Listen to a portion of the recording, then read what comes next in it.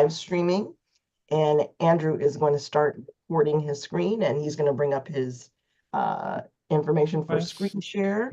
And I clicked approve, so you're good. Great. And that should be coming on in just a sec. And let me see, let me make sure I got no echoes here. That is muted and good. And Andrew, are you able to share okay? Yeah, and I sound all right? The microphone's fine? Microphone, mic, check. Sound. Check.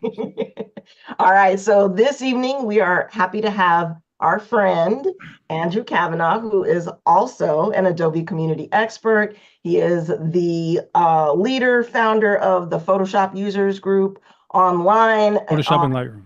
So Photoshop and Lightroom, sorry, I gotta make sure I get that all in there. What is your membership looking like right now? Right, so there you go. Okay, so yeah, so I run the Photoshop and Lightroom group on Facebook as well as LinkedIn, the same name. On Facebook, it is about 390,000. And then on LinkedIn, it's about 18,500. And then I also run the AI art and digital art group on Facebook and LinkedIn. And on Facebook, it's about to become 44,000. And I think on LinkedIn, it's pretty new. So it's about 830 or something. Excellent. And I love that Andrew has taken the initiative to make sure that there is some kind of creative exploration with the generative AI, with Adobe's tools, and much more, and involved our community of artists, digital artists, other friends who are willing to explore right along with him. So I know he does some really fun weekly meetups with, I think you got John, and Ian and Andrea and a bunch of other folks. So we're really happy that you're bringing that here and sharing that with us tonight. So I'm going to go ahead and spotlight you, and you can go ahead and start your screen share. And when you're ready, should I introduce myself first or just yes, please. Right into screen share? Go for it. Okay, cool. So yeah, so I'm a digital artist, and I do Photoshop and Lightroom tutoring and photo editing. As Anissa said, I am an Adobe community expert as well as an Adobe Express ambassador. And I used to be an Adobe user group manager myself for many years. So very busy. And then I run the groups, I freelance, create digital art, all that good stuff. And I do believe we also have a happy birthday. Yeah, that was yesterday. Happy belated birthday, Andrew. Great. Excellent. And so yeah, today we're going to go over generative AI in Adobe Express. Let me share my screen. So desktop, share. Okay, and you see my screen, right? It's not, there's nothing in front of it, nothing blocking it. Yep, you're all good. And I also want to invite folks. Andrew said that this is a conversational type of presentation. So if you have questions, feel free to chime in, but we do ask everybody to mute themselves in the meantime, just so we don't have distracting noises in the background. But feel free to jump in when you have a question. Okay, go for it.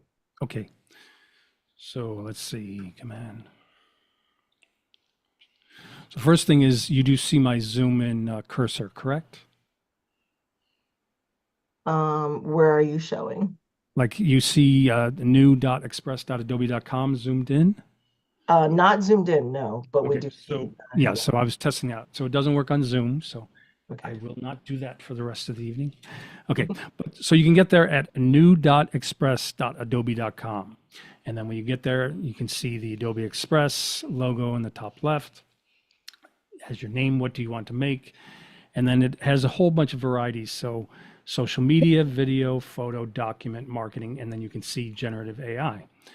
You'll also see that there's a bunch of kind of preset sizes for you. So it's really direct, very easy, template-based designing. So you have Instagram story, Facebook post, etc. And then as you scroll down, there's some suggested quick actions, which I like a lot, where you can, if you have a video, you can bring it in and you can add captions to the video. And then one thing that I might show tonight, even though it's not part of the general generative AI, is this animate from audio, which is quite fun. But you'll see here under Accelerate Creativity with Generative AI, the options are text to image, generative fill, text to template, and text effects. And as I said before, you can also click on the generative AI here, and then it's the same kind of down, which also shows you a little bit of a gallery of different examples. So text to image images here, and then some generative fill. I think, yeah, they might show like a little preview. So as I put my cursor over, they're showing you that the original had, say, a bunch of, hot air balloons, and then with generative fill, you can make that magic and make them go away. So text to template will be able to generate templates from a simple description, and then text effects like this, where you can add a texture or color and texture to a simple text. So I'm going to start with text to image. And what I'm going to do is just go over and grab a prompt.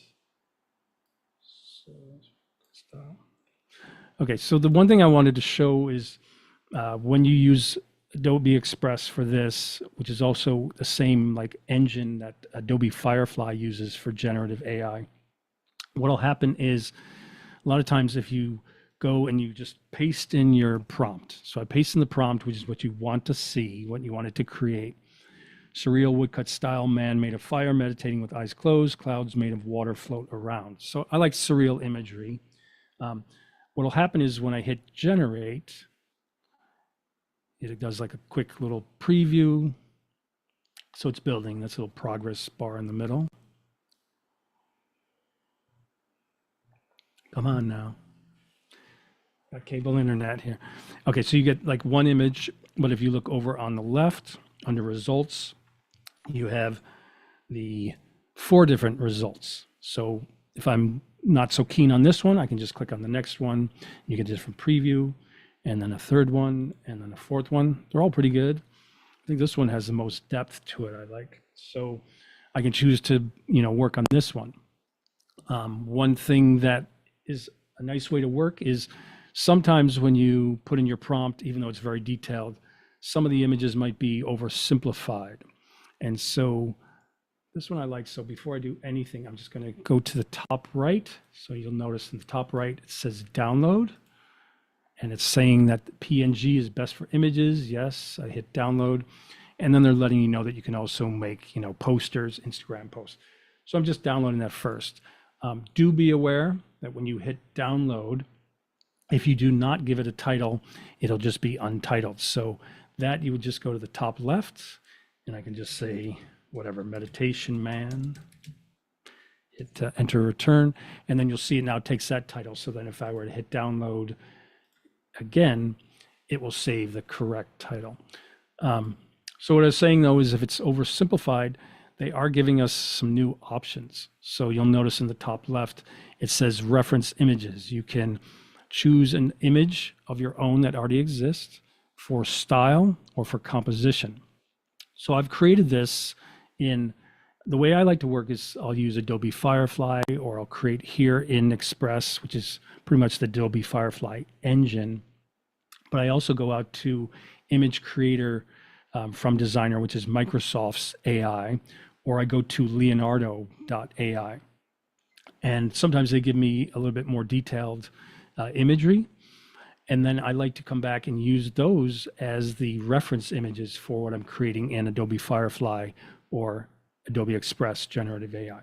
So therefore, under reference images, I'm going to go to composition. I click, I have a whole folder for tonight. So I'm just going to expand that. And then I'm looking for the one that is related to woodcut style. And it's got the same kind of fire and clouds. And then, so an interesting thing is, this is for composition, but I'm also going to choose it for the style itself. So I'm going to choose it for the style itself. And then for content type, it asks, do you want to make it photo, graphic, or art? I'm going to choose art, even though I know that it's smart enough that it already realized with the kind of description I gave it, not too realistic as a photo. So it made it art by default. And then you'll notice there's a whole bunch of styles, which is great. So if you're in Firefly, Adobe Firefly, you will get even more styles, but they are adding a lot more right in Adobe Express. So here you got popular, you got movements, so vaporwave, fantasy, pop art. Under themes, pixel art, 3D art, cartoon, a lot of great options. It's pretty creative. And then there's also techniques. So pencil drawing, so you can convert it to black and white, line drawing, oil painting, that kind of texture, watercolor, and then effects, bokeh, fisheye, dark, iridescent, a lot of great options. And then materials, you can do like a layered paper effect, origami, metal, wood carving. And then concepts, just, chaotic, kitschy, nostalgic. So in this case, I feel that my descriptive is clear enough that I'm not really going to click on a style. And then what I do is, after I've changed the content type to art, and as I showed you earlier, I uploaded reference images for style and composition. I just hit generate, and that'll create another sequence of 4. Get thirsty with all this talking. So yeah, there's a little circle progress bar. And now, because I used a reference image, you can see that the detail is a lot better. So it's more like a real woodcut or line drawing. Pretty cool, right?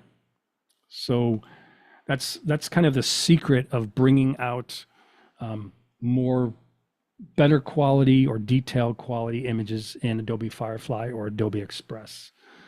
And they're similar but different. Like all of them. They used to have, I think in Firefly, they have the option of downloading all of them at once. Here you'd have to do it one at a time. So I'm just going to do that real quick, just because I don't want to lose these.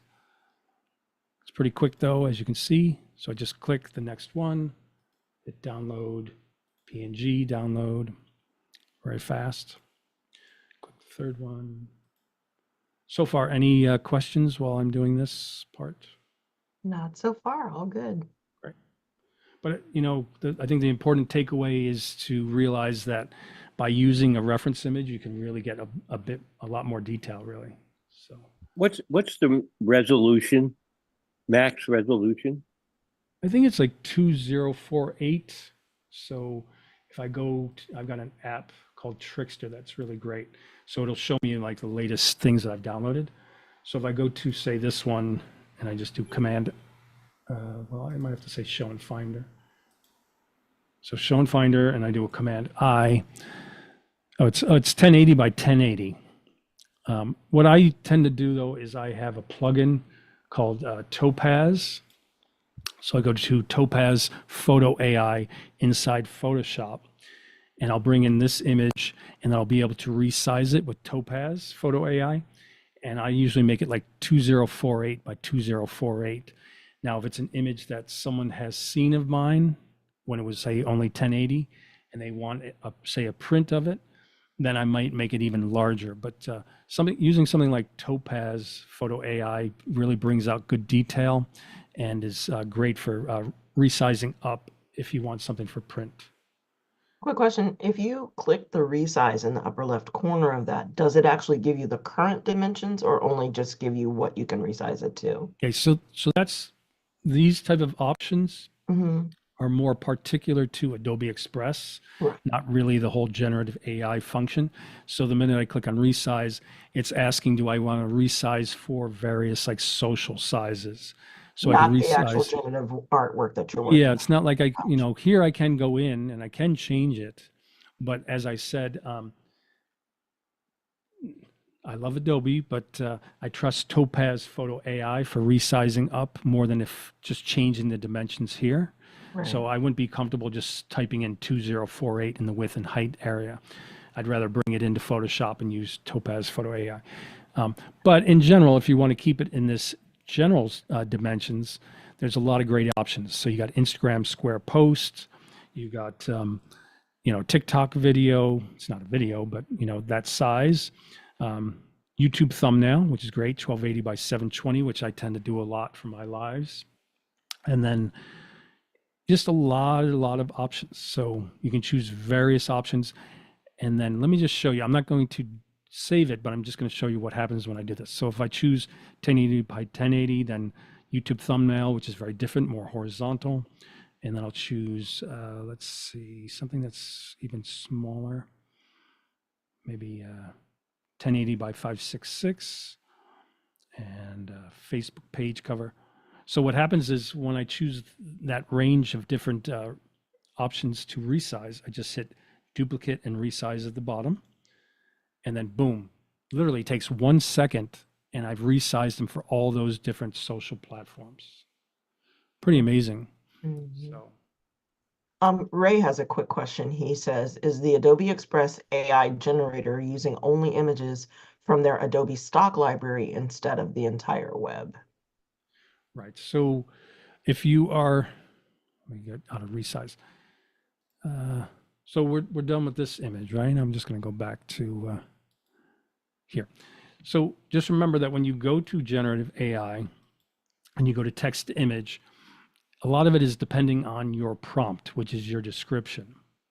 So my descriptions are usually very surreal, and but maybe I'll try and show you something now. So this one's gonna be beautiful young woman with a traditional kimono, cherry blossoms, tea ceremony. So when I hit generate here, this one might be more photo focused. So if I choose photo and it's still generating here, but yeah, see, so it kind of auto realized that it was more photo focused. So if I choose photo or it makes it a photo, this goes out to the Adobe stock library and references these images as a source. So it's not going out to the web, it's not stealing anybody's image. It's all based on Adobe's own stock library. And then of course, if you choose art for the style or graphic, it's just kind of making up an illustration or an art style. It's not referencing from other sources. So in this case, these are the 4. So 1, 2, 3, 4. They're pretty good. I mean, you can use them for like little thumbnails for a certain ad that you're doing or promo. But yeah, so if that's photo, then you get something like that. And then once again, if I choose, and usually I choose art, but I'm curious. So if I choose graphic this time, and I hit generate, then it should look more like a graphic. Sometimes it gets stubborn and teases you. It's kind of like a painting. It's kind of like a graphic. It Yeah, definitely has more of a vector that's right. feel to it. Mhm.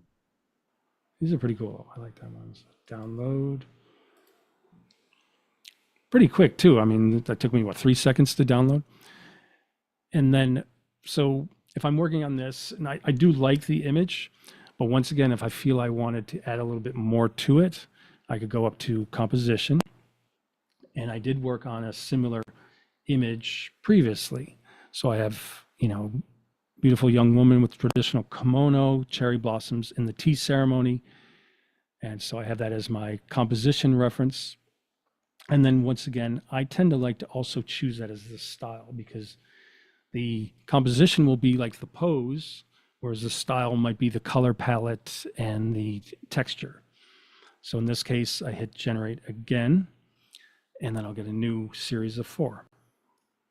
So, Andrew, do you think that they serve up the same image to similar prompts to other people, or is each one of these things that it generates totally unique unto itself and will never be served up again? Yeah, it's hard to tell, it's hard to say. Like, I mean, that even happens with other AI apps. So I remember showing an image to this woman who was at Adobe Max, and she liked it and wanted to make a print of one of my images I made with Leonardo. And then she, out of curiosity later on, like months later, said, "Can I get the prompt for what you used?" And then she put it through Leonardo, and she told me that she was disappointed that it was very similar to my image.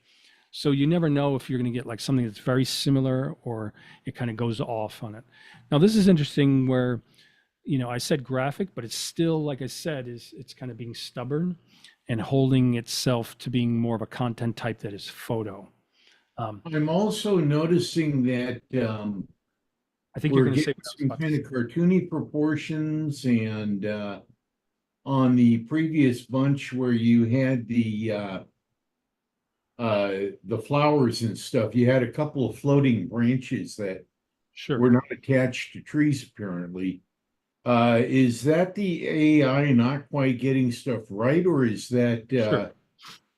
Right. So I was going to point out in this image itself too, the same type of perception, which is if you look at her right hand, I wish I could zoom in. But the irony is you can't zoom in when you're on Zoom, which is weird. So you can't use a I'm keyboard seeing a shortcut wrong to zoom. number of fingers there? Yeah, that's what I was saying. That I wish I could zoom in to show you, but there's, probably like 6 to 8 fingers on that right hand. And that left hand's got a really weird wrist, and Yeah, I that's mean it's not head. perfect. Like this one, the fingers are very weird. Like it looks like she dipped them in red paint or something, and then all the fingers seem to be kind of strange. So it's kind of hit or miss. Now I'm curious. So I'm going to go back to choose for content type art. I want to get away from the photo kind of stylization, and I'm going to hit generate again, bottom left, and just see by choosing also different content type, will it fix some of those problems? Sometimes it does, sometimes it remains. And so interestingly enough, I'm trying out your same prompt. I typed in the same prompt that you have on your screen into mine just to see what it's going to generate.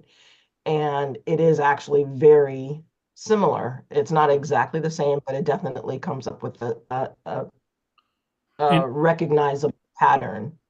and I think I know why it's defaulting to this photo look, even though I'm choosing art or graphic. It's because of my reference images.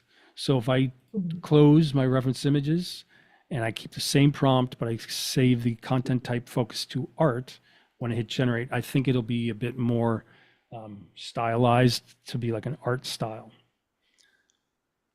It's very, it takes it very literally when you choose the reference. So a lot of times it'll take the exact same pose and the exact same kind of texture of it. So now this does a little bit more painterly. This is kind of weird. This happens sometimes too, where you'll notice on the left, it doubled up. So it's the same image twice. And then of course, this is new and this is new. Um, on those earlier photo like ones, I was also noticing um, oversized heads and long pencil necks going on. Whereas I'm not seeing yeah, these aren't too bad. These kind of look in proportion. yeah. So when I said load more, it created another series of 4, and these are pretty good. I was hoping that load more was going to take me back to my previous, but no, when you hit load more, it just creates another series of 4. So that's something I'm hoping that they will change or tweak in the future, is Yeah. kind of auto save your library. Ray had a These are pretty follow-on question to the distorted hands issue, which is prevalent throughout almost all of AI right now. Yeah. Do you have any, or have you put together any ways to minimize the weird distortions, or do you have workarounds? Do you just wind up cropping out, or do you wind up telling it to Good question. Yeah. regenerate certain areas? What is your go-to? I believe that if you use Adobe Firefly, which is basically the engine that runs this in Adobe Express, if you were to go directly to Adobe Firefly to run these type of images, I believe at the bottom there might be a like a negative prompt area where you can say, do not put this in the image. So you could type in something like if it created, 6 fingers, you could say 5 fingers only, or no 6 fingers, or something like that. And some of the other AI apps will also do that. They'll give you like a kind of negative prompting area where you can say, limit it to this, don't do that. So that's usually the way that people fix it.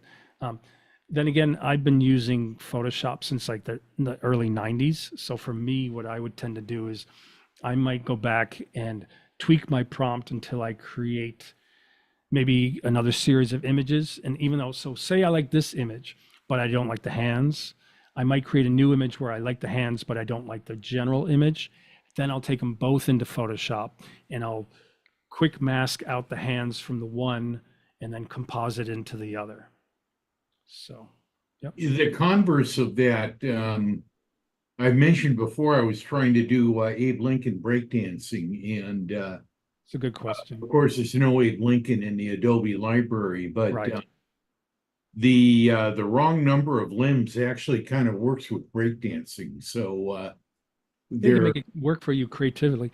But yeah, that's a Yeah. good point to make too, is so when it comes to Midjourney and Leonardo, and I think even the image creator by designer, which is Microsoft's, they're kind of like anything goes attitude. And so you can go to, as an example, I go to Leonardo and I say, give me an image of this done in the Shepherd Fairy style. And it'll literally mimic that style. And then it'll even sometimes go out and create images of Shepherd Fairy. So it'll create portraits of him, which is kind of bizarre.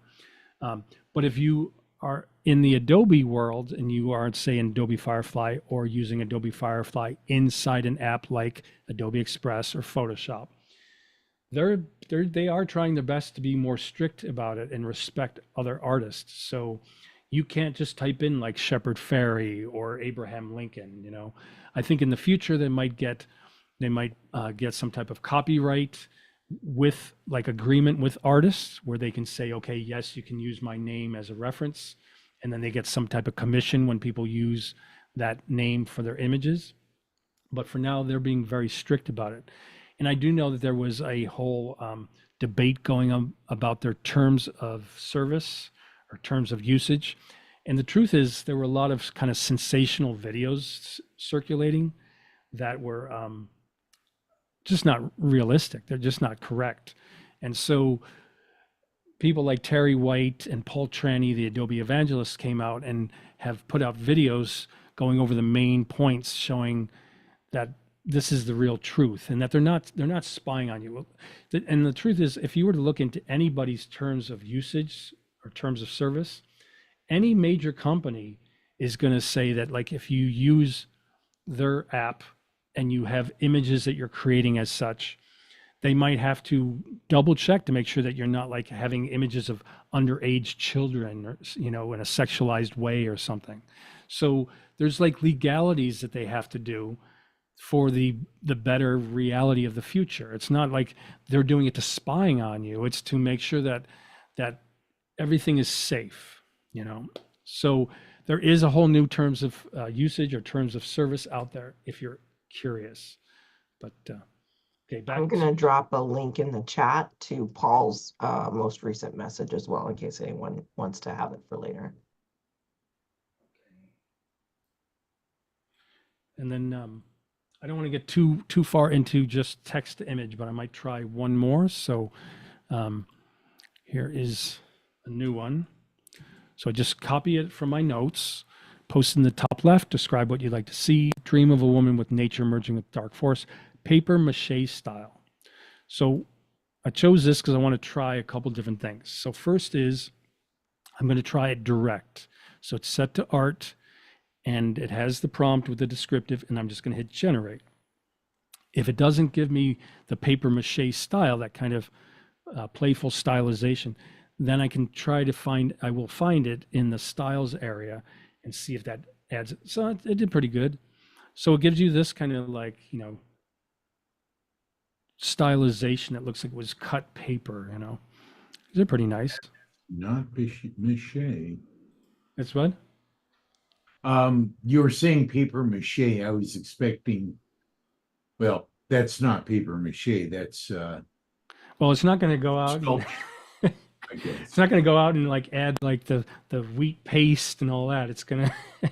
Yeah, it Kind of doesn't digitally. Collage. It's more of a sculpture. It's like a paper collage. Yeah, it's Yeah. got to digitally do what it, it's going to reference what it can. Now, the only thing I don't like about it, I do like these, but the only thing I don't like is the fact that is according to my prompt, which is all my description, I didn't say anything about limiting the palette, and it kind of limited the palette. So what I might do is put a little comment at the end and say vibrant colors, and just see if that fixes that. And that's how you work with these prompts. You create the first one, you see how it works. If it's missing something, you add it to it and you just try it. So I hit generate. I've added the term vibrant colors. So we're going to see if that gives it a boost of color.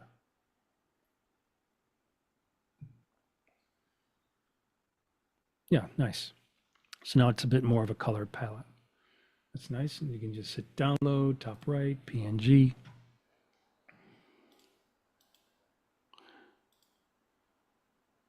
Now, just to let you know, if you hover over the little previews on the left, there's 3 dots. So you can submit feedback if you do like or don't like the image or the quality. And then you can also report it if for any reason your own prompt created something that you find offensive. So if you get offended by your own creation, you can report it itself. It's pretty cool though. I like this whole style. So I just, in general, one thing I do think that Express needs to do though is they need to have it so that you can, I don't see it anywhere. You can do this in Firefly, but I don't see any option where you can like save this to a library.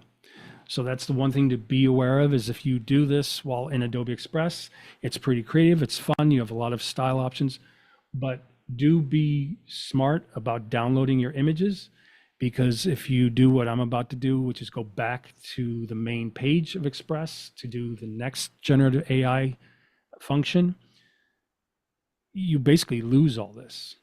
So don't lose your work, make sure you download it. And then just to go over other options, just to let you know, you can also click the share button when you're in Adobe Express, top right. Then when you click on that, you have different options of sending it to different people that you can copy the link, and then people can basically tweak it in their Adobe Express. And then you can also post it directly to social media, TikTok, Instagram, Facebook, X/Twitter, LinkedIn, etc. And they even have storage options. So you can even like save it to or share it to Google Drive or Dropbox. Pretty cool. Andrew, real quick, can you click away from the image and then click back on it? Right. So I clicked off, and then the minute I click back on it. Right. So here's what you can do is click on in the upper left corner where it says image, and then there's 3 dots. That's where you can go to add to your library. Okay, good. Yeah. So yeah, add to brand or They have library. it available. Cool. So then now the way this works though is if I choose add to brand or library, and I'm not sure it's going to work right now, which is you can save it to a brand or library that you've already saved. So I have designs, digital artist, Andrew Kavanagh. So maybe I'll choose digital art and then hit add. The only thing is it looks like it's, one at a time. And then the sad thing about it is it's sort of like it's given me one thing I wanted and it's taken away the others. So it let me add it to the brand or library, but as far as I know, I've lost the other 3 from that series. So if I go here and I click off, yeah, I don't see it. So, okay. But to move on, I'm going to go back. I hit the logo top left. Once again, I can either go directly to this section for generative AI or click generative AI top right. And then we have generative fill. So with generative fill, it says, describe what you'd like to add or remove. And they're telling you to upload an image to start. So I took a couple simple photos. So one is just of the bookcase behind me.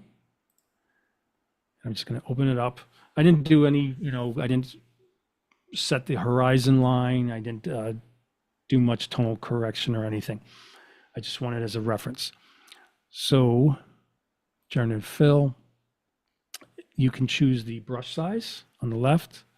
And as you hover, you can see that's the size of the brush. So if I move it to the right, it's obviously a much larger brush. So in this case, I want to see how well it does with getting rid of Felix the cat and then rebuilding, say, the edge of the bottom of the StreamYard pillow. So all I do is paint around Felix and then fill the middle. And then If you want to just remove it, you just hit the generate button. If you want to replace it, then I would type something in where it says describe what you'd like to see. And I'd like to try both. So first I'm just going to hit generate. And then it does this kind of like rainbow wave, hazy wave on the image that I painted to show you that it's progressing. And then on the left, wow, that's really weird. So what it did is it took the StreamYard pillow and it recreated it in a kind of reclining shape similar to Felix the cat. Now, if I click here, it created a shoe. See, so this is why I love this stuff, though. Like, if you're working on something for a client, it might be very frustrating. But if you're doing something creative, you could end up doing this all night long. I mean, this is some surprises you just can't come up with on your own. So here it looks like a sock. Yeah. So yeah, it created 3. Now, if I go back, I'm just going to paint again. And I'll ask you guys in attendance, what should I replace it with? Replace it with another Felix and see what it does. Oh, that's interesting. But once again, though, we did talk about the fact that it doesn't register copyright images. So if I say Felix the cat, it might just put a cat in there. It might not reference Felix, but I'm going to hit generate. Sandra also suggests a duck.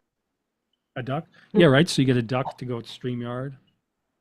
Put cartoon black cat with a white face. So yeah, it gets a bit funky here. So you have a cat on a strange black floating bed. Really Here, small Felix cat. the cat became a black mitten. And I don't know what that is. Maybe a mixture of a teddy bear and a cat's That's paw, a it looks like. hand coming out of a hole in the wall. Okay, so now I'm going to do the same thing. I'm going to select that area.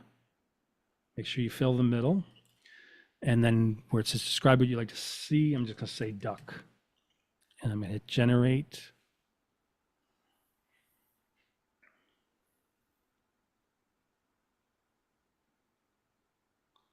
But once again, just good to remember is that this Adobe Firefly, oh, that's not bad. Black duck.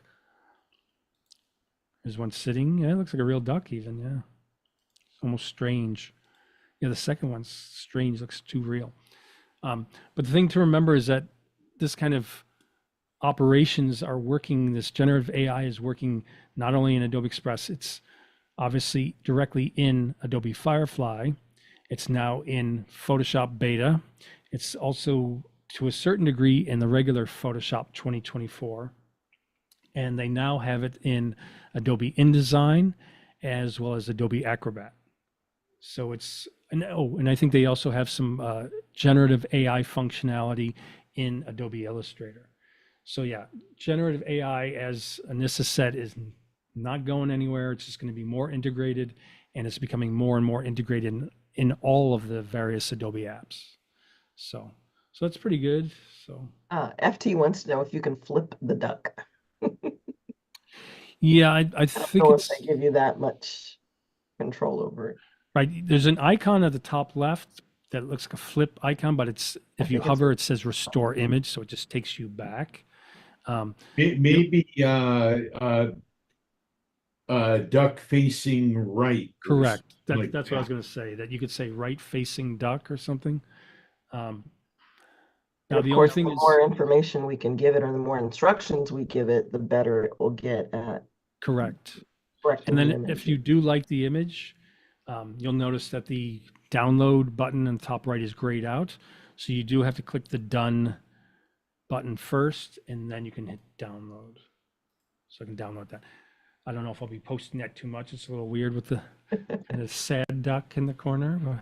FT brings up an interesting point. It's something I hadn't really thought about before in working with Firefly.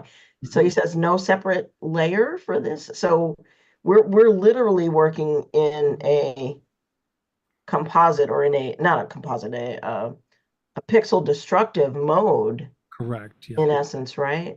Right, because if I move my browser over, you'll notice this is where the layers are usually displayed, and so there's only one layer. Okay. So page one layer is all you get.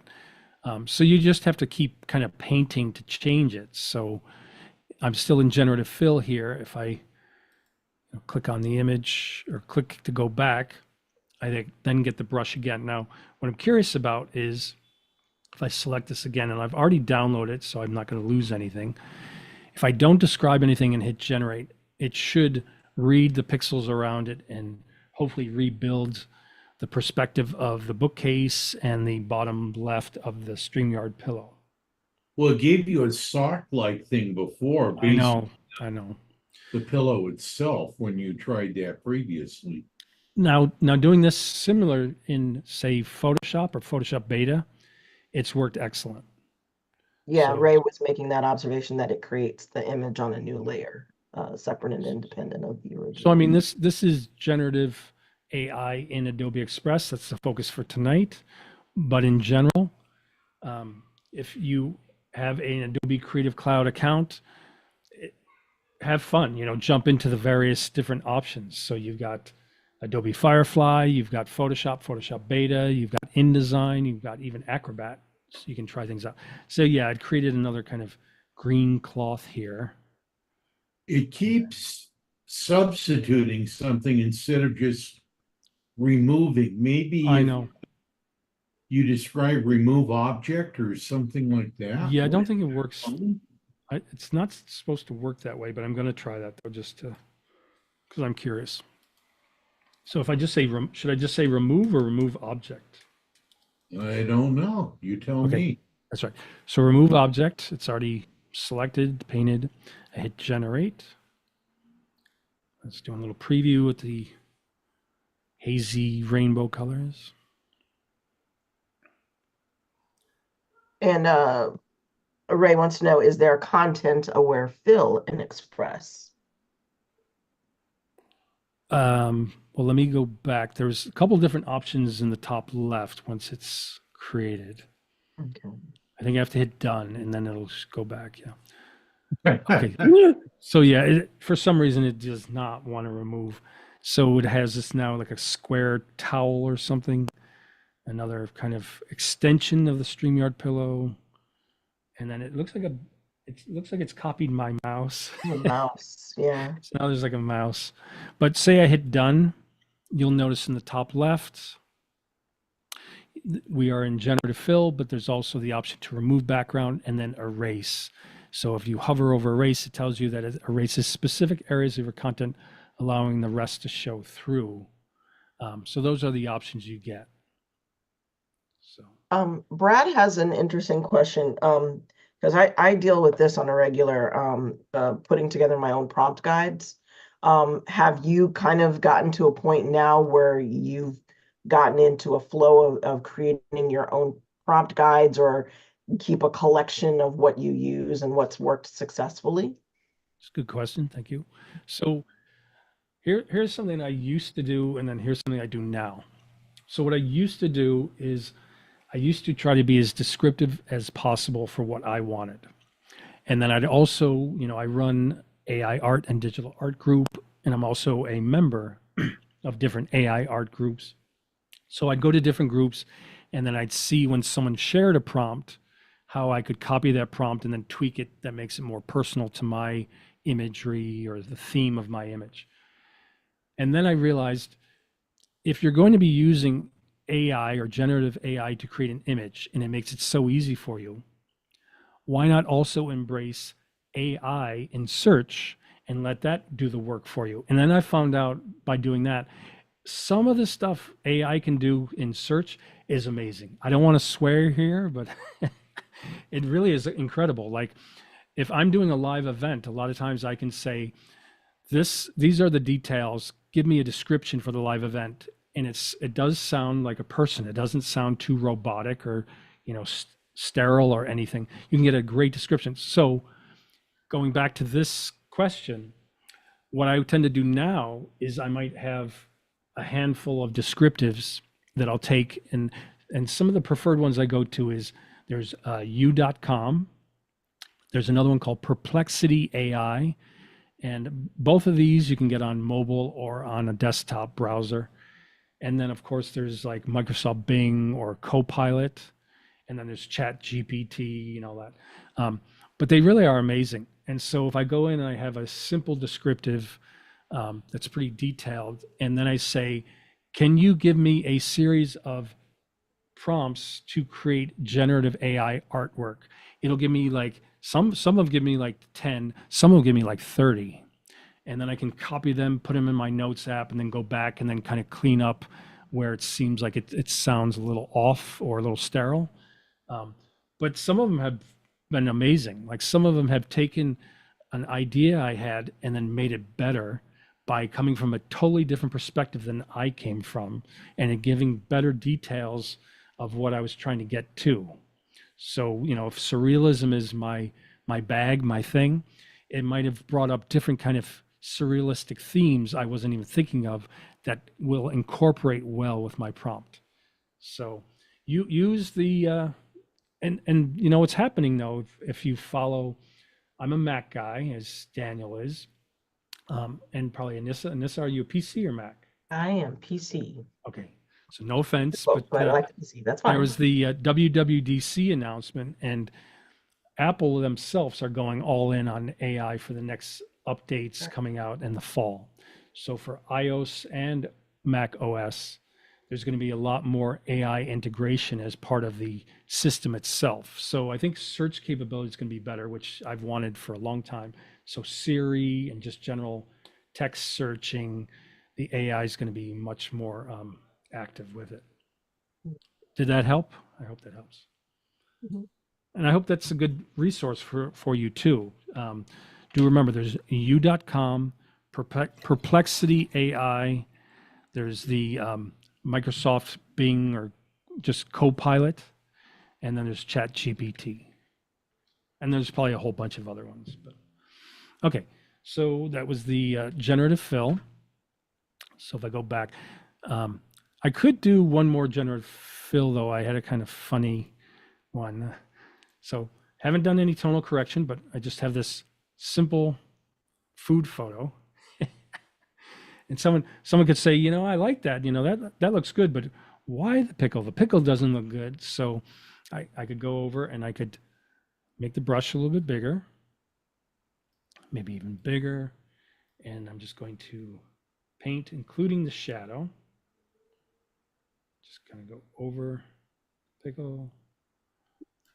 And then see if I just hit generate, will it get rid of it? So little rainbow haze doing the progress bar. So yeah, it's really into replacing. So instead of just getting rid of, it's added what looks like cilantro or basil or something. So looks like a little piece of beet and cilantro. And there's more cilantro. So what it must have done is it's looking and it's read the image and it sees the cilantro on top of the burger. And so it's bringing it over to the right side. Is there a way to make the burger look good? Yeah. Make the burger what? Look good. That doesn't look very edible there. Well, I haven't done any tonal correction. If I were to do like, you know, camera raw tweaks, it would look pretty good. I mean, it's a turkey burger with cilantro and it's got an egg on top. It's quite nice with over like a sweet potato. So do real you like quick. tomato? Oh, sorry, go ahead. Doug, Doug, do what, you like what type of tomato? garnish would you like? Should we just say Well, tomato? tomato's good, but I was thinking watermelon. You put watermelon on your hamburger? No. I was We're just talking thinking, about garnish for the burger. All right, let me or just the watermelon seeds. okay, let me try tomato slice and then I'm gonna do watermelon. So see if it will garnish it. So I just hit generate.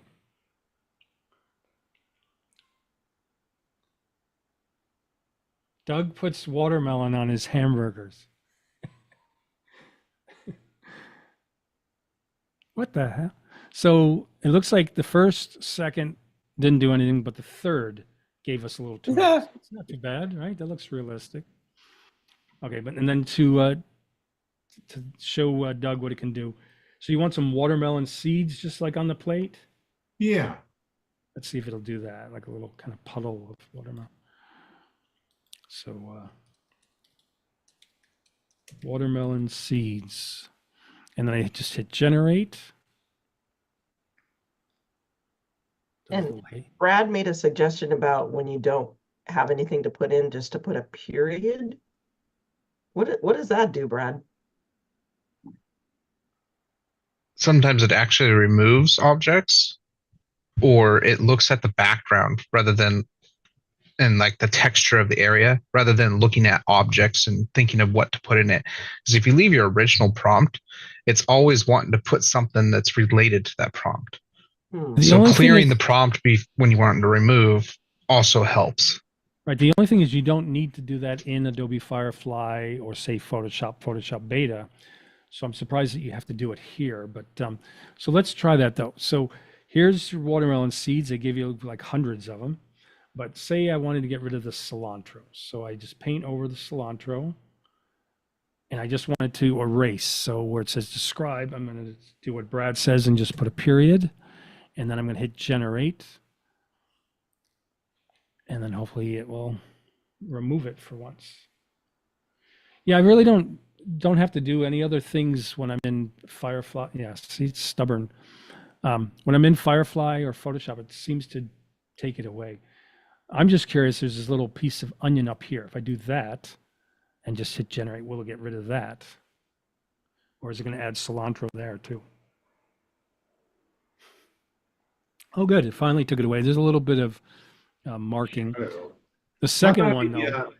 Donut-shaped corn cob. What is it? A donut-shaped corn cob. Donut-shaped corn cob? Do not let Doug work for a food company. Okay, so I'm going to even make a circle.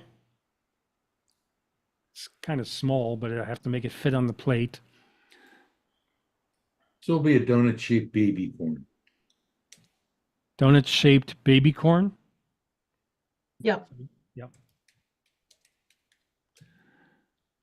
Interesting imagination. Very good. So hit generate.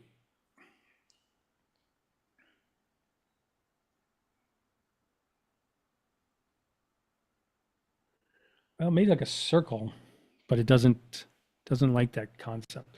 So here, give 3 pieces of corn. Yeah, see, you never know what you're going to get. So it's just kind of fun. Okay, so just to move on, I'm going to go back to hit the logo top left. Click on Generative AI. You were saying? Someone told me that if you use it too much, you start getting charged. Yeah. Photoshop, is that true? Okay, so let me see if it shows here. Okay. There's a limit you can get with your Creative Cloud before they start charging a fee. Right. If you exceed that limit. Right. So here in Express, when I go to the top right, it has my account and then it says learn how credits work. If I click there, it might take me to somewhere that tells me what my total credits are. But when you're using this directly in Adobe Firefly, it's very clear. So if you go to the top right when you're in Adobe Firefly and you click on your profile image, it'll tell you exactly how many credits you have left. And you get a pretty good amount. It depends on the plan you have. So like if you're on, say, the photography plan with a couple different apps as opposed to the all apps plan, you don't get as many credits. So it depends on which Adobe Creative Cloud plan you're on. Okay, so text template. So this would be like if I wanted to create a flyer. So how about some ideas for what type of flyer or poster to make? Well, today is Juneteenth. That's right. Okay, Juneteenth. Is that how you spell it? June and then That's exactly right. You got it. Okay, Juneteenth. Should I just use just that phrase or should I give some more descriptions to it, do you think? what would be Personalization. the purpose of the poster? Would it be to promote an event or just to highlight the celebration or what I would could say you June, Appreciation. yeah, appreciate? Juneteenth celebration, and I could say June 19th, 2024. I'll just say at 7 p.m. Pacific time, just to see. And I'll just make that capital June, and then hit generate. And just like the other areas, you don't have an idea of what you're going to get. So progress bar top. Curious, does it handle the text a little bit better now than when I think generative? so. So these Oh, are pretty good. I mean, yeah.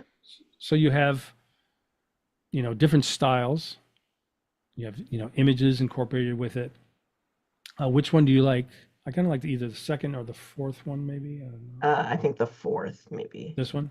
Yeah. Okay, so the minute you click on it, your template loads, brings you into, the heart of Adobe Express. And then when you click on it, then yes, you have all the editing capabilities as you normally do when you're in Express. So it's pretty nice. So if I just want this to be kind of clear, like Jonas for a night of freedom and joy, and then Juneteenth Jubilee celebration, but I don't want this part, I just click on it once, hit the delete key, and it's gone. Some of the AI generated imagery is a little funky again. That's a little funky. Yeah.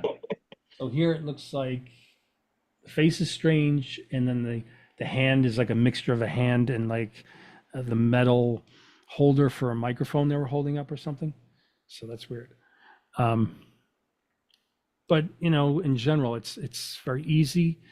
So separate from just the generative AI, if you're not aware of how Adobe Express works, it's very template based, and you can choose from a variety of templates. You put in a theme, and there's all different kind of text styles. So even when you're on this one set of text, you'll notice that on the top left there's a whole bunch of recommended text, and if I hit view all, you get a whole variety of different styles. So I could say, well, maybe I want this style instead, and then it quickly does that. And then if I just click the X and then click back on the text, I'm back at the heart of the text editor. So it tells you the font, and I can even choose a different style. I can keep going. There's all different suggested ones, and there's the preview on the right. What you see is what you get, WYSIWYG. And then you can change the style. So, bold, italic, or regular, or medium, black. So it's a larger one if I choose that, of course. Semi-bold. So you choose like semi-bold. And then, of course, you can change the size, the alignment. You can change it from regular default text to dynamic. So when you hit dynamic, you get this type of stylization where certain words get larger. It's almost kind of random, though. So you can't really state that you want, say, freedom and joy to be the large one. It just chooses night of to be the largest. If you do circle, then automatically it becomes a circle. Same with arch or a bow or bow, but might just go back to default. And then of course there's fill options. So here there's a suggested palette, page theme, and recommended additional colors, but you can also go to custom and choose whatever color you want. So maybe I want something that's a little bit more kind of colorful. I want it to be readable, so make it that.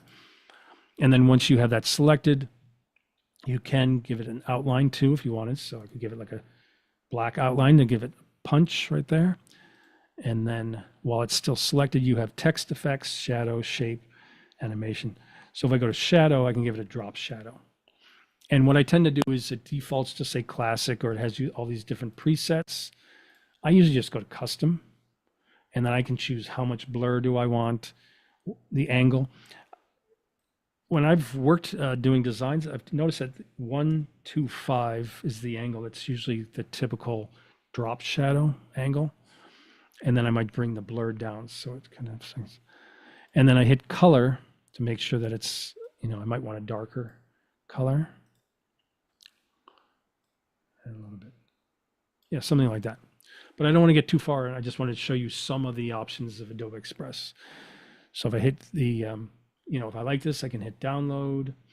And real quick before you do that, FT wants to know, can you just very quickly demonstrate what the animation options look like? Sure. So here's the kind of like header text or main title. If I go down to the bottom left and I go to animation, there's all different ways that you can have like the text come in or come out. So if I say drift, there's a little preview, and then you click on it and it shows you a quick preview. But then if you click again on the icon, you then can set the duration of it and then the personality. So I can say I want it to be more smooth and energetic. And then at the bottom, you can see that you can choose the direction. So if I don't want it to come from left to right, I can choose from top downwards. And then, for this other text here, I can also hit animation. And just for the sake of showing you, I can hit spin, where it does that. Drop, kind of drops down, slides in, rises up, tumbles in, bounces. That's kind of cute, right?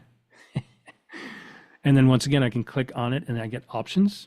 So I can make the duration longer, and I can even choose, do I want to come from left to right or right to left? I think right to left looks kind of cute. And you can even change the rotation angle. So pretty cool. And then of course you would, if you wanted this to be a different color, you would do that kind of set preferences first, and then you could go and then choose the animation. And then if I go to here, you can see the quick little animation that it made. And then if you hit edit timeline over in the bottom right, then this comes up and you can go to the different areas of your animation, your video. And then you can also, as you play it, it's already kind of come in the middle. So I could say, you know what? I don't really need this whole duration. So from 5 seconds, I can bring it down to like 3 seconds. And then I just bring this back to the front and then hit play. And it does all the kind of animation I need in 3 seconds or even less. And then if you were to hit add scene, that's where you could just add other elements to it and keep going. And if you turn on show layer timing, then it's even more specific, where you can show the layer timing to trim and position your text layers and groups on the timeline. So might as well download this. So now when we hit download, you'll notice, because it's an animation, the first thing that pops up is the file format is an MP4, best for video, audio, and animations. You can decide, well, you know what, even though I create an animation, I do want a flattened version. So you could choose PNG. Am I boring you, Anissa? You're yawning. I saw you yawning. I Hope was I'm not cutting my boring yard you. all day, sorry. I'm joking. Can someone tell me how to get the other screen up so I can see what you're doing again? What other screen up? What other screen? I can't see what you're talking about and doing on my other monitor. Okay, can everybody else see what I'm doing? Yeah, We Doug, all can see it. You may have minimized Alt it. tab, you may have minimized the zoom. Yeah, I'm freaking tired of Zoom always hiding things and Are you on Mac or PC? Mac. Alt or Option tab until you get back to the Zoom window. Option tab, nothing happening. Or try clicking on the Zoom thumbnails of us, Right. and then control left or right arrow to change the desktop space. It'll slide over. Yep. Well, all that's making is popping noises, assuming I understand what you mean by left or right arrow. No, but are you holding the control key? Yeah, now nothing. Okay, hang on. A Mac should be Yeah, it Command makes tab. everything slide away, so there's nothing there anymore. But it's not sliding to the full screen view. No. Can you get to the Zoom icon on the bottom of your screen on your dock? No, not while I'm in Zoom. Hit escape so it's not full screening. nothing happens. All right. Well, I think I'm gonna have to jump gonna- back in we're gonna though go to back. my presentation because I don't want to. Yeah, I've go heard it too ahead. much. So, okay, sorry about that. But so just to clarify, if I hit download this time, it defaults to MP4 because it's a video, audio, or animation. If I click there, like I said, I can save it as a flattened image if I want. So I can choose PNG, best for images, JPEG, best for small file size or social sharing. And then if you wanted something that is more print quality, you would choose the PDF, best for documents, and then just hit download. So if I just say download, it's going to download this video animation, and it jumps pretty quick. So it starts at 20% complete, and then it should jump to like 60, 65, 63, and then 90, then 100. Yep, pretty good. Okay, so then if I go back and just click on the Adobe Express logo, Generative AI, and then the last one is text effects. So the thing to be aware of is don't get confused with what they're asking. So they're saying describe the text effects you want. They're not asking what the text should say yet. They're just asking what the text effects you want. So give me some kind of textured or fun effect you want. Anyone? Exploding bubblegum? Exploding bubblegum? That sounds fun. Exploding bubblegum. Okay, and then when I hit generate, they have their own kind of wording, which I can just go in and change. So that's pretty fun. So I can double click and I can just call it gum. And then it's going to rebuild the preview. And then you get the 4 different results at the bottom left. So I can just click on. And it's still rebuilding the preview as I go, but yeah. And then the one thing to be aware of is, so you have at top, tell us what you want it to look like. So you could say exploding bubblegum. So I might change a little bit to bubbles and then hit generate. And I'll probably change this to bubble. Right. And I'm going to say bubble. And then I just grab the corner to resize it. Click off, and then you can pull it up. And then I move the middle one to make it more horizontal. And then you'll notice you have options on the top left. So first is it's defaulting to medium. You can make it tighter or you can make it loose, which I like that idea because maybe they'll have some bubbles floating around it. Then you have style. So realistic, embellish, pencil sketch, neon. So maybe realistic. I did say bubbles. Now, if I typed in bubbles, but then I click balloon, it's going to go ahead and I think disregard. Yeah, it's going to disregard my, and it becomes its own blue 3D rendered plastic smooth balloon. But I really want it to be a bubble. But I like blue, so I'll say blue bubbles. And I like loose, realistic. So just be aware that if you click on any of the sample effects, it will override what you tell it what you want it to look like. So I can just hit generate. I'm just going to do a screenshot before. So I'm going to hit generate, and then it reads. There's a little preview. That's cute. And then it gets 4 different kind of style for bubble. Any questions about the bubbles?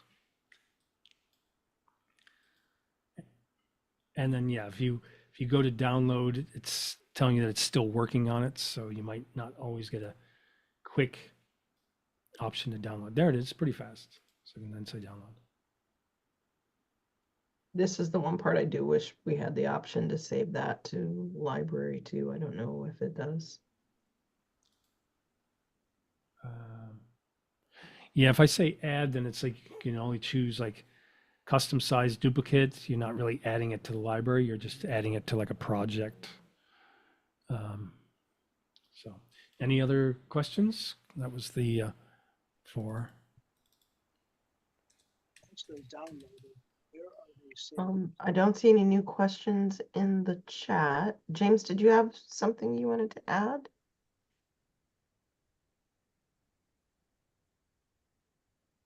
No? Okay. No. Nope, that's it. So there's my text template. Click off. So yeah, once you hit generative AI, you get the text to image, generative fill, text to template, and text effects. Fun little tour of generative AI in Adobe Express. Any other questions? James did just ask, he says, where do the downloaded images get saved? Right. So, And then I have another question after that. right. And then just like I said, a little shout out to something I'm a big fan of. I think it's for Mac and PC. This thing called Trickster app. It's like $15, $30, something like that. It's totally worth it. It will, I think you can set where things download, but I think in general, for me, they download to my desktop. But as you can see here, when I go to Trickster, it says desktop. You can see /desktop. The good thing is I can go to any of these images. I can also go to the right and say show in Finder. And then there's the preview. And then I've created a whole generative AI and Adobe Express folders. So technically I could grab, majority of the images that I worked on here and then drag them into my folder. So keeps it nice and organized. Here's my Juneteenth celebration. And you'll see that on my desktop, the generative AI in Adobe Express jumps to the top. So Is that only a PC app, Trickster? I was saying I'm not sure if it's both. I think it might be. I'm not seeing it on PC. Yeah, it's quite helpful though. I talked to a client that I worked with all the time into getting it as well, and it was a lifesaver because he used to store so much stuff on his desktop that this was the greatest app to be able to find the most recent stuff that you download to your desktop without being like overwhelmed with too many files on your desktop. So it's always like the most recent goes at the top and then goes down. So, it shows screenshots, it shows downloaded files, and then any folders that you're working on, And I was even talking about Terry White. So I was talking about him talking about the terms of service, Let's see. FT he asked a question earlier and I answered him in the chat, but I want to ask it in public. Okay. Has anybody heard anything about any truth to Instagram and Facebook Meta using original work posted as bait for their AI generation? So this is particular to Facebook Meta? Facebook, Meta, or Instagram. That anything that's posted there has anybody heard anything about that work being potentially used to train the AI? Yeah, I'm not really sure what their policy is. The truth is, though, I have like a tab open in my browser where I go to the Meta AI where you can put in your prompt and create an image. I'm not that impressed right now. It's a bit soft and it does have a lot of kind of, 6 fingers and distortions. But in general, I think of Firefly can be really good. And like I showed you earlier, if you have a reference image, it can get really nice and detailed with Adobe Firefly or generative AI in Adobe Express. I am a fan of. Why would you use Express or Firefly? What's the decision matrix between the two? Right. So I was going to say that. So with Adobe Firefly, it has a certain look and style that I might like, and so I would use Adobe Firefly for that kind of look. And if I do want to find an image, like a stock image, Adobe Firefly is excellent as a way to go in and type in, and then you choose photo, any type of image you're looking for, and then it reaches out to Adobe stock library and then creates that image for you. So it is a nice way that instead of having to go out to Adobe Stock. You can be right in Adobe Firefly. You can get an image that's from the Adobe Stock library and then use it in your Adobe Firefly images. And then while you're there, you can then add, like the Generative Fill takes images out or add extra images into your image. And that's one look. And then Leonardo, which I tend to like to use, Leonardo AI, has some really nice models and libraries that you can use to get really realistic or very detailed stuff. And you can do anything from creative stuff to very realistic photo-like imagery. Midjourney, I think, is one of the best ones out there. But there's a learning curve. You do have to kind of learn how it works and what kind of special prompting you would use. I don't think you can just put in simple direct prompts with Midjourney. I think you really have to know some of the lingo for it. And then I do think that Image Creator or was it part of DALL-E 3, I think it is, does some really cool images, and it's pretty satisfying. And the thing that's fun with a lot of these, all the different platforms, from Firefly to Leonardo, Midjourney, a lot of them you can just put in a simple word or two and get some really beautiful images. So you could even put in like, dream or, daydream or something like that, and you might get some really expressive and intricate without having to put in all the details, all the different prompts. So good. Zuckerberg, by the way, Zuckerberg did admit in a recent interview that they were mining their platforms to educate their AI. But of course. Yeah. So, Adobe was getting some grief about the misunderstanding of their terms of usage or terms of service. And yet they clarified that they don't do that. They don't spy on you for their generative AI imagery. But here we have it where Zuckerberg is saying he does, I have to admit, I find Facebook to be a very strange social network where, bless you, Anissa, where I find that in one way I get for sure the most engagement. My groups have grown really well. I have conversations there. It's really good that way. But then, running groups for 14 years on there, they do some really frustrating things. So they come up with these new rules and the algorithm changes that makes it very frustrating. So I have a real kind of love and hate relationship to Facebook. So just to put that out there. Mary, great question. She says, are there any sound and music generating versions of generative AI? I know for a fact my son is starting to use it. My son is a music and sound engineer, and he's just starting to play with some tools. There are so many out there right now. These things are popping up left and right. It does kind of pay to like vet all of these different tools as they're coming out. See if you can get reviews and find out who's using them and who's using them successfully before you start signing up and giving over your information, your login credentials. But yeah, there's a lot of resources out there. And I'm not sure if this is AI technically, but just a quick preview while we're here. If I click on animate from audio, so I'm a big fan of this where you have all of these characters on the right side. So you can just scroll through and choose a character. I tend to like this guy, Tull is what they call him, but there's plenty of characters to choose from.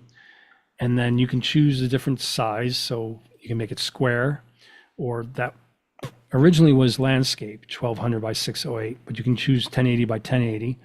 And then there's a whole variety of backgrounds. So there's like spring sunrise, spring flowers, spring clover, space, summer sunset, summer season, clubhouse. So he's in a clubhouse.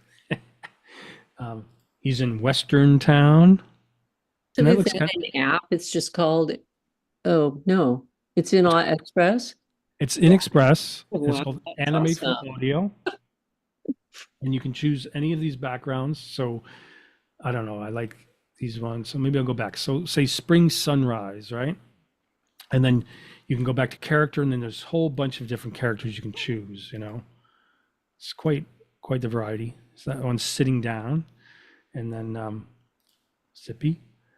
And then I'm a fan of this guy, though. I like this guy, Tull. And then once again, you can go to different sizes. So you can make it landscape or you can make it square. And then what happens is, and I'm not sure if it's going to show the preview afterwards, but I'll just have fun with it for now.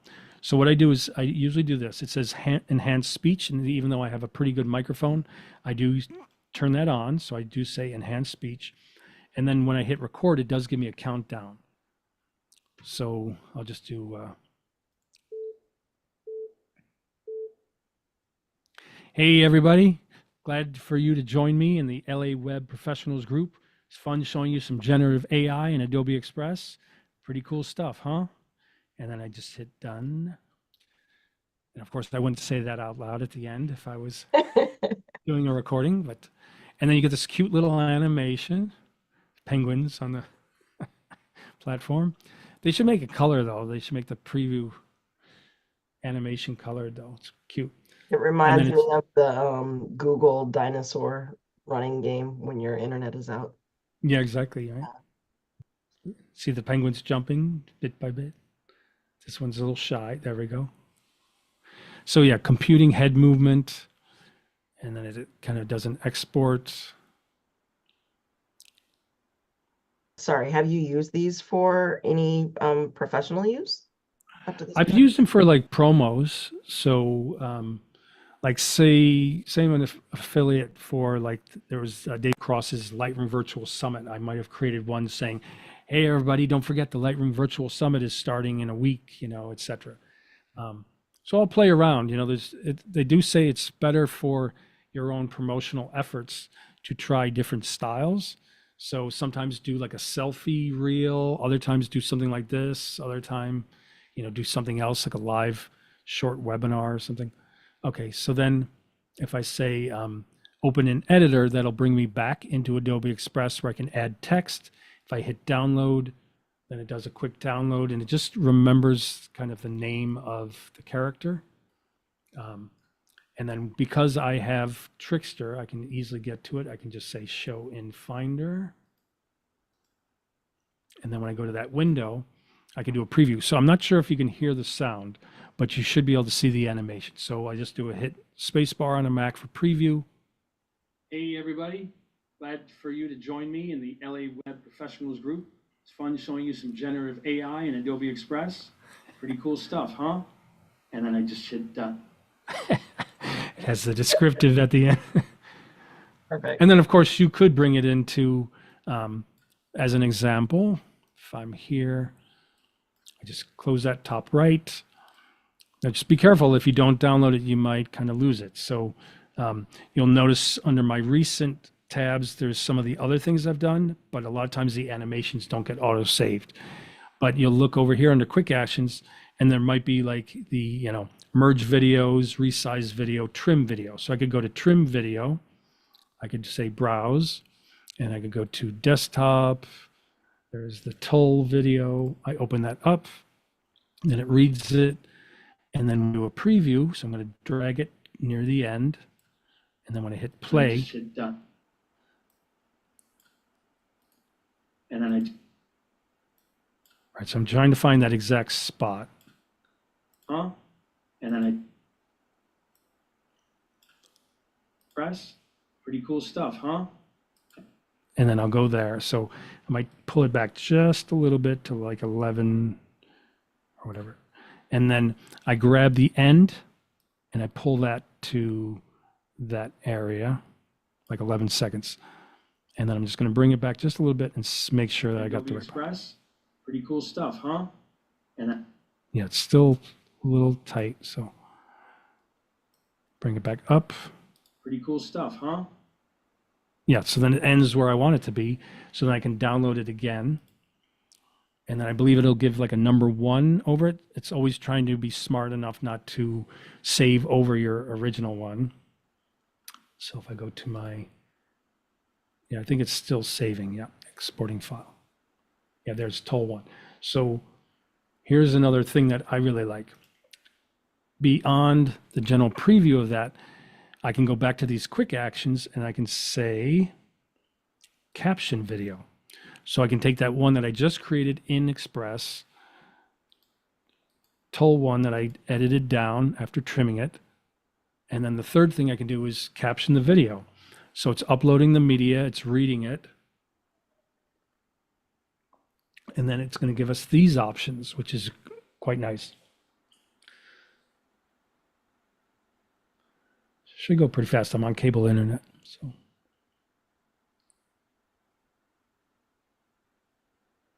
48. 58. Come on, jump. And I'm not sure like if there's a limitation, if someone had that question, what the limitation of how big the video could be or the animation from audio, how long it can be. But here's an example where I start from the beginning, I hit play. Hey everybody, glad for you to join me in the LA Web Professionals group. It's fun. Right, so if I'm here, you can always go back, scrub the timeline, and then in the top right, you'll see, glad for you to join me in LA Web Professionals group. And it'll say I didn't want the L.A. I could just get rid of the dots and just make it regular LA. Right? And then you have that, so you can tweak any text. It's fun showing you some generative AI in Adobe Express. So it's pretty good though. It reads, it doesn't really mess up too often with the wording. But the one thing to know is you have options. So standard is just regular text. Buddy, glad for you to join me. And then basic is this kind of bigger banner behind. And then you'll notice that there's a shape option here where you can change, or you can hit custom and make it any color you want. And then there's blast, which is, this one's interesting. So it's in the bottom right. In the LA Web Professionals group. It's fun showing you some generative AI in Adobe Express. So the thing that I would recommend though to Express, if they're going to tweak this, is give us the option though of setting where the text should be though. So they give us all these creative options, but cool stuff, you're kind of stuck with where it's placed. It's either tends to be right underneath the character's head, or if you choose blast, it's always in that kind of bottom right. But a lot of different styles, a lot of good options, and you can change the color for the backgrounds. So here's one where it's just like an outline. Glad for you to join me in the LA Web Professionals group. It's fun showing you some generative AI in Adobe Express. Pretty cool stuff, huh? But yeah, it's fun, you know, and then you have the stripe.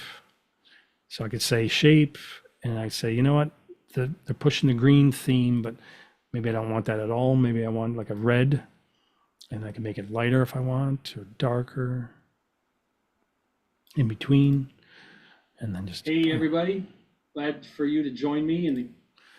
So as you can see, there's some good options, and then you would just hit download. But you know, so there it was, right in Adobe Express.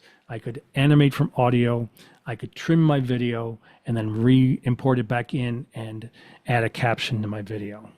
So that's why we love Adobe Express. Yeah. FT asks an interesting question. He says, if you retype the words, will the audio insert that verbiage? I don't think so. You can join me. It's not there yet, although Adobe does have the ability to, you know, like in Premiere Pro, you can have the captioning automatically. It can transcribe the audio from your video, and then you can use that transcribed text to grab segments of your, I see you, Brad, grab segments of your clips and then make them editable so that you can trim easily. And they actually demonstrated about maybe 4 or 5 years ago the ability to have someone record their audio, it transcribe the text, you change what what the transcribed text says, and then it automatically changed their audio to something, even though they didn't actually say those words. Yeah, this I don't think has that. So just for the sake of showing you, I'm copying the 2 words showing you.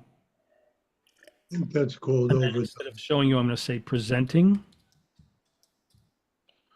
And I'm going to go back. I'm going to hit play. It's fun showing you some Yeah, generative see, AI and Adobe. it still says showing you. So that's why I copied it so I can fix it and then paste it back in. So it is saying showing you. But pretty fun, pretty cool. And then, like I said, hopefully in the future, it's going to give us the options of moving where that text is. So you're not just stuck with it kind of midway or bottom right. But once again, the name of the game with Express is a lot of fun, a lot of different social posts, but do always remember to download because, you know, I did download this already, but if I were to hit the X and then I go over to my main page for Express, I see things I've worked on under recent.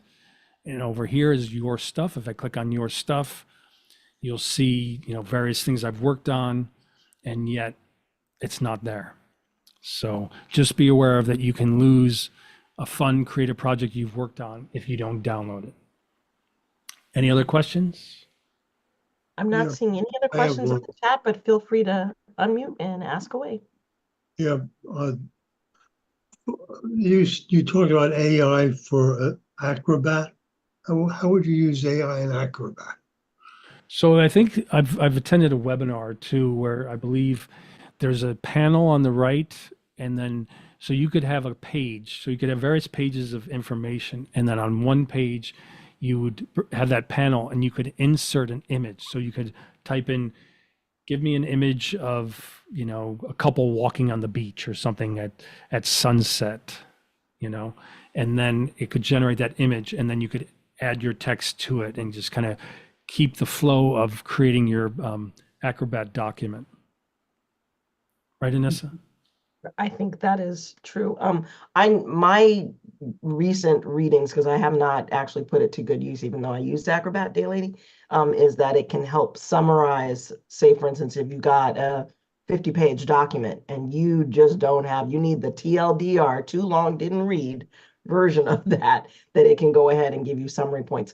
Kind of like what Zoom is doing for us right now. So Zoom actually has an auto assistant built in. So you're seeing AI being used as a helper in almost all of these applications now. And so that I think that's the main intention, but I know there's a lot more stuff I'm sure they have in mind to use inside of Acrobat as well. So should I stop sharing and then you do Sure. the contest? Did you want to do the contest? Yes, we're ready. Daniel's ready for the raffle. Thank you. And can Raffle. everybody give Andrew a big hand? Thank you so much for doing a great job. I hope that was love helpful. Yeah. everything. Yes. Yeah. And and what is your favorite point of contact if people want to get in touch with you or they want to join your group? Let me go Join the to. groups on Facebook and LinkedIn.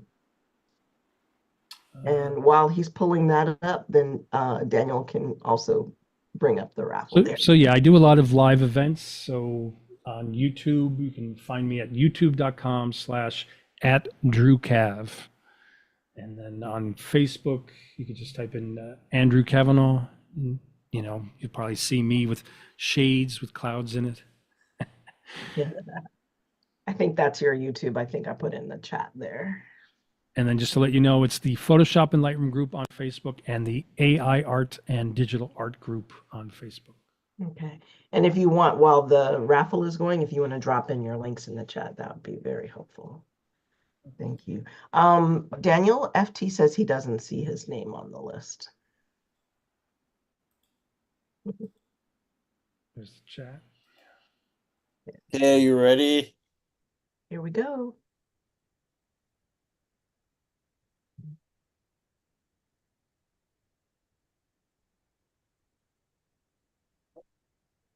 So many Doug Milhoffs. I think that winner might be Doug Milhoff. Congrats. And now let's There's draw. one of me here that as far as I can tell. At least one of you. The rest aren't AI generated, correct? And now we also have a workshop from Stephen Byrne. So let's draw that one.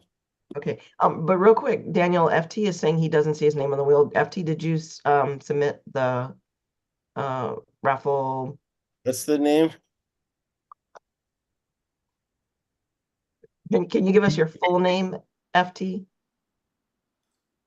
Roger, congratulations. Do I So see what did Roger? I win on that first spin? Was that the Creative Cloud? Yeah. Cool. Cool. And then FT is Fran Tucci. So thank you, Fran. Daniel, do you have her in your list? I don't see it. Okay. All right. Thank you, Cynthia. We appreciate you joining in.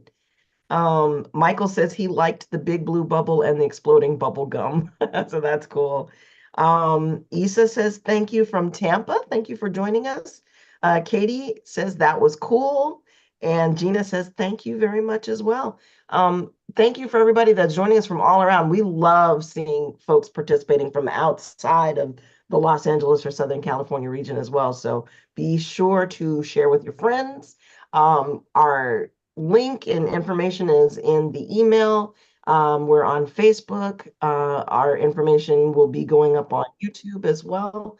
So feel free to share that as well and follow Andrew for Shared a few even links. more helpful info. Thanks. And he dropped his links in the chat. So facebook.com/digitalartistdrew and on YouTube, on Facebook as well. Facebook.com/Andrew.Kavanagh. And on YouTube, youtube.com/@DrewCav, Kav. So with that, I'm going to go ahead and stop our share. Let me see. Oh, Real quick. I'm sorry, Daniel, was this the last? Do we have everybody? Yeah, so that's it. I don't see my name on the wheel again. Is that Fran? Yes. Daniel, do you have her info? Hold on, I'm looking. And I see Don R is coming in. And Anissa, do you know how to stop the recording? I see it in the top. Oh, yeah. right. I sent you a private message. Respond to me and let's figure this out offline.